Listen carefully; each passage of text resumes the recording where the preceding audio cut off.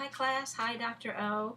It's Claire Boyer, and this is week 4, and I'm here with my dog Campbell, who I think is going to be in and out of the shot while I do this week, so bear with us. We're talking about military retirement and possible cuts to that system, and it's another, to me, it's another tough subject, but according to our textbook, that's what public policy is all about. So I know Dr. O had asked us to look at the state of the federal budget, and I think the takeaway, at least to me, was that a third of the current a third of the federal budget is discretionary funding, and that's the funding that Congress actually has control over as far as how it is spent. And that pot of money is getting smaller and smaller as entitlement take up more and more of the federal budget. So it's definitely an issue that Washington really needs to take seriously. So we're talking about military retirement benefits and their effect on the budget. So first off, the cons. The military is different than the private sector. These are men and women who are on the front lines. They go into battle. They do jobs that many of us, would not do, or aren't tough enough to do. And they've got a lot of times they're separated from their families for long periods of time. They move around a lot from base to base. So it's obviously a tough gig. And it seems sort of unfair that CEOs and professional baseball players and football players and fat cats on Wall Street get all sorts of great benefits, and nobody seemed to take those away. But then maybe the military should be able to keep the benefits they have, given the jobs that they do. The other sort of, I guess, con to this would be, how do we go about changing the system?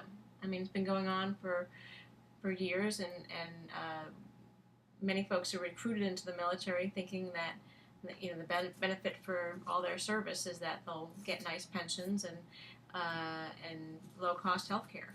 So first of all, how do you implement changes and make it fair to those that are already serving? And how do you go to a 401k plan or raise the retirement age and not hurt folks and not hurt recruiting efforts?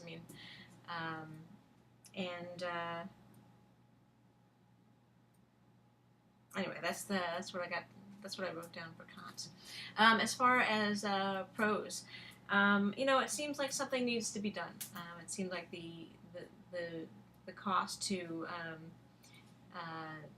the cost of the military retirement benefits is becoming unsustainable. That NPR story that we were asked to read was pretty enlightening. One naval commander and what he said about personnel costs and entitlements are impacting our ability to put the best force on the field. That's a pretty sobering statement. So, we have to make sure we don't do that. Obviously we've got the best military in the world. We need to keep it that way. But there's some interesting reports that are out there. The Center for American Progress, granted it's a liberal think tank, talked about, wrote last year that since 2001, obviously the United States has increased its military budget dramatically, and that we spend as much as the next 17 countries combined on defense. In 2011, the Defense Business Board put out a report called Modernizing the Military Retirement System. They're an official group of private sector leaders that advises the Defense Secretary.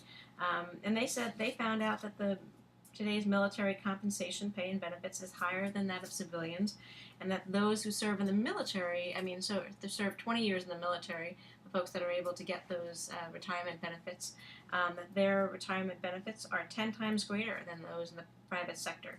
That private sector pension contributions are up to 12% of their salaries per year, and that military retirement benefits can equal up to 75% of annual pay per year. So you can see how that gets pretty expensive. The NPR story, I think, talked about how you've got men and women retiring in their 40s and living into their 90s. It's 50 years of retirement benefits. Times the millions of veterans. That's a lot. You know, and the Defense Business Board talked about who gets these benefits. That only 83% of the military doesn't serve 20 years, so that they don't actually get these retirement benefits. And a lot of these are, you know, men and women that have served on the front lines, that are actually out there in battle. That it seems to me those are the folks that really deserve it. They may not be the ones that actually get the benefits. And it sort of um, you know, it reminds me. I've got some friends here that are that are military, that are active duty, that are in administrative roles, and they've got the very inexpensive health care. They own, you know, several houses because of the housing allowance. And I don't know. Sometimes I think about them, and then I think about these, you know, a lot of these guys that come home from Afghanistan and they're injured and they're struggling to find work. And again, these are the ones that are maybe not getting the benefits that they quite frankly deserve. So, you know, I guess my thought is, you know, we talked about sequestration last week rather, and about how some of these, how the DoD civilians are facing up to 22 furlough days. When I think about that, you know, and then think about, you know, military retirees. I mean, obviously they've served and they've served their country, but you know, some of these folks are, you know, making hundreds of thousands of dollars a year. They're paying very, very little in health insurance, and it doesn't seem fair. It just seems like they could pay more, and I guess that's what I think. I mean, I think that for retirees that are on their second job, that are drawing a pension, that are doing very well financially, that they can pay their fair share, at least more in healthcare benefits, and maybe that would help. Okay, I think that's what I have so far. So we'll talk to you guys through the forums. Thank you.